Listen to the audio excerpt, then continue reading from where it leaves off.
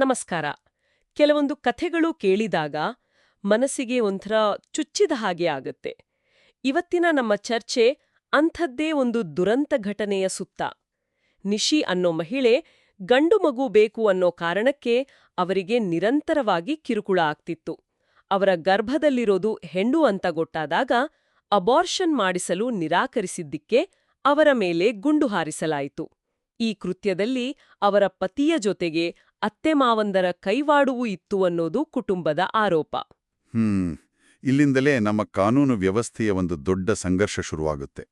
ಅಂದ್ರೆ ಒಂದು ಕಡೆ ಪೊಲೀಸರ ತನಿಖೆ, ಇನ್ನೊಂದು ಕಡೆ ನ್ಯಾಯ ಸಿಗ್ಲೇಬೇಕು ಅಂತ ಕಾಯೋ ಸಂತ್ರಸ್ತರ ಕುಟುಂಬ.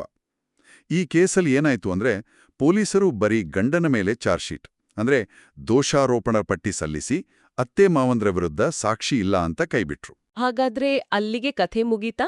ಪೊಲೀಸರ ವರದಿಯೇ ಅಂತಿಮವೇ? ನ್ಯಾಯಾಲಯಕ್ಕೆ ಅದಕ್ಕಿಂತ ಹೆಚ್ಚಿನ ಅಧಿಕಾರ ಇಲ್ವಾ? ನೀರಜ್ ಕುಮಾರ್ ವಿರುದ್ಧ ಉತ್ತರ ಪ್ರದೇಶ ಸರ್ಕಾರ ಪ್ರಕರಣದ ಈ ಆಳವಾದ ವಿಶ್ಲೇಷಣೆಯಲ್ಲಿ ನ್ಯಾಯಾಲಯದ ಈ ವಿಶೇಷ ಅಧಿಕಾರ ಮತ್ತು ಮರಣಕಾಲದ ಹೇಳಿಕೆಯ ಹಿಂದಿನ ಸತ್ಯವನ್ನು ಅರ್ಥಮಾಡ್ಕೊಳ್ಳೋಣ. ತನ್ನ ಸಹೋದರಿಗೆ ನ್ಯಾಯ ಸಿಗಲೇಬೇಕು ಅಂತ ನಿಶಿಯ ಸಹೋದರ ಸುಮ್ಮನೆ ಕೂರ್ಲಿಲ್ಲ. ಅವರು ಪೊಲೀಸರು ಕೈಬಿಟ್ಟಿದ್ದ ಅತ್ತೆಮಾವಂದಿರನ್ನು ವಿಚಾರಣೆಗೆ ಕರೆಯಿರಿ ಅಂತ ಕೋರ್ಟಿಗೆ ಅರ್ಜಿ ಹಾಕ್ತಾರೆ. ಇಲ್ಲಿ ಸಿಆರ್ಪಿಸಿಯ ಸೆಕ್ಷನ್ 319 ಅನ್ನೋ ಒಂದು ಕಾನೂನು ಅಸ್ತ್ರವನ್ನು ಬಳಸಲಾಗುತ್ತೆ. ಹೌದು, ಇದನ್ನ ಈಗ ಯೋಚನೆ ಮಾಡಿ. ಪೊಲೀಸರು ಕೋರ್ಟ್ಗೆ ಕೊಡುವ ಚಾರ್ಜ್ ಶೀಟ್ ಅನ್ನೋದು ಒಂದು ಸಿನಿಮಾದ ಮೊದಲ ಡ್ರಾಫ್ಟ್ ಇದ್ದ ಹಾಗೆ. ಪೊಲೀಸರು ಕತೆ ಬರೆದು ಇವರೇ ಮುಖ್ಯ ಖಳನಾಯಕರು ಅಂತ ನಿರ್ಧರಿಸ್ತಾರೆ. ಆದರೆ ಅವರು ಕತೆಯಲ್ಲಿ ಇನ್ನೂ ಕೆಲ ಪ್ರಮುಖ ಪಾತ್ರಗಳನ್ನು ಬಿಟ್ಟುಬಿಟ್ರೆ ಆಗ ಡೈರೆಕ್ಟರ್ ಅಂದ್ರೆ ನಮ್ಮ ನ್ಯಾಯಾಲಯ, ಒಂದು ನಿಮಿಷ, ಕಥೆಯಲ್ಲಿ ಇವರ ಪಾತ್ರವೂ ಇದೆ ಅನ್ನೋದಕ್ಕೆ ಸಾಕ್ಷ್ಯ ಕಾಣಿಸ್ತಾ ಇದೆ, ಅವರನ್ನು ಕಥೆಯೊಳಗೆ ತನ್ನಿ ಅಂತ ಹೇಳ್ಬೋದಾ? ಎಕ್ಸಾಕ್ಟ್ಲಿ. ನೀವು ಹೇಳಿದ್ದು 100% ಸರಿ. ಅದೇ ನ್ಯಾಯಾಲಯದ ವಿಶೇಷ ಅಧಿಕಾರ. ಕಾನೂನಿನಲ್ಲಿ ಇದಕ್ಕೆ ಸಿಆರ್ಪಿಸಿಯ ಸೆಕ್ಷನ್ 319 ಅಂತಾರೆ. ಪೊಲೀಸರ ತನಿಖೆ ಅಂತಿಮ ಅಲ್ಲ. ವಿಚಾರಣೆ ವೇಳೆ ಬೇರೆಯವರ ಪಾತ್ರದ ಬಗ್ಗೆ ಪ್ರಥಮ ದೃಷ್ಟಿಗೆ ಅಂದ್ರೆ ಪ್ರೈಮಾ ಫೇಸಿ ಸಾಕ್ಷ್ಯ ಸಿಕ್ಕರೆ ಕೋರ್ಟ್ ಯಾರನ್ನು ಬೇಕಾದ್ರೆ ವಿಚಾರಣೆಗೆ ಕರಿಬೋದು. ಸರಿ. ಈ ಹಂತದಲ್ಲಿ ಕೋರ್ಟ್ ಕಿರುವಿಚಾರಣೆ ಮಾಡಿ ಅವರು ತಪ್ಪಿತಸ್ಥರೆ ಅಂತ ತೀರ್ಮಾನಿಸಬೇಕಿಲ್ಲ.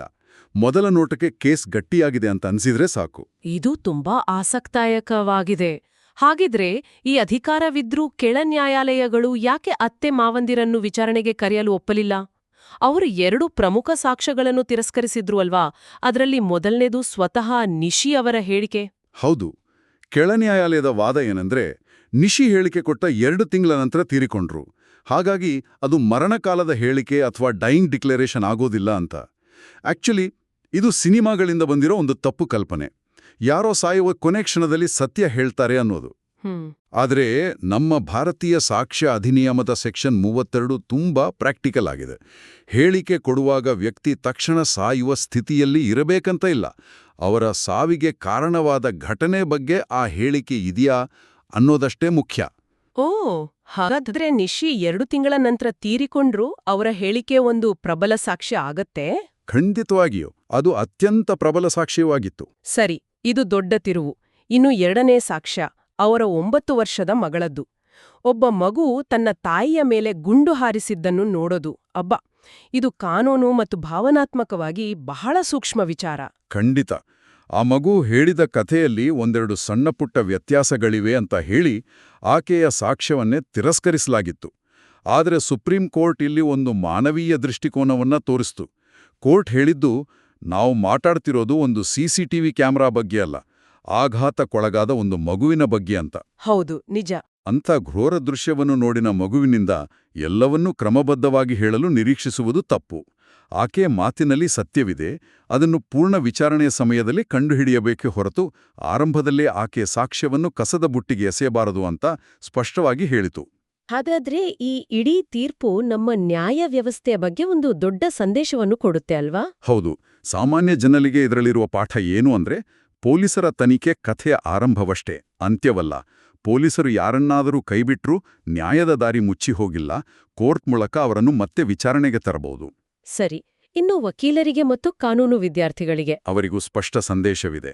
ಡೈಯಿಂಗ್ ಡಿಕ್ಲರೇಷನ್ ಅಂದ್ರೆ ಸಾಯುವ ಸಮಯ ಮುಖ್ಯವಲ್ಲ, ಹೇಳಿಕೆಯ ವಿಷಯ ಮುಖ್ಯ ಅನ್ನೋದು. ಮತ್ತು ಸೆಕ್ಷನ್ 319 ಅಡಿಯಲ್ಲಿ ಸಾಕ್ಷ್ಯದ ಮಟ್ಟ ಎಷ್ಟಿರಬೇಕು ಅನ್ನೋದು. ಅಂದ್ರೆ ದೋಷಾರೋಪಣೆ ನಿಗದಿಗಿಂತ ಹೆಚ್ಚು, ಆದರೆ ಶಿಕ್ಷೆ ವಿಧಿಸುವುದಕ್ಕಿಂತ ಕಡಿಮೆ ಇರಬೇಕು ಅನ್ನೋದು ಸ್ಪಷ್ಟವಾಯಿತು. ಕೊನೆಗೆ ಸುಪ್ರೀಂ ಕೋರ್ಟ್ ಕೆಳ ನ್ಯಾಯಾಲಯಗಳ ತೀರ್ಪನ್ನು ಬದಿಗೆ ಸರಿಸಿತು.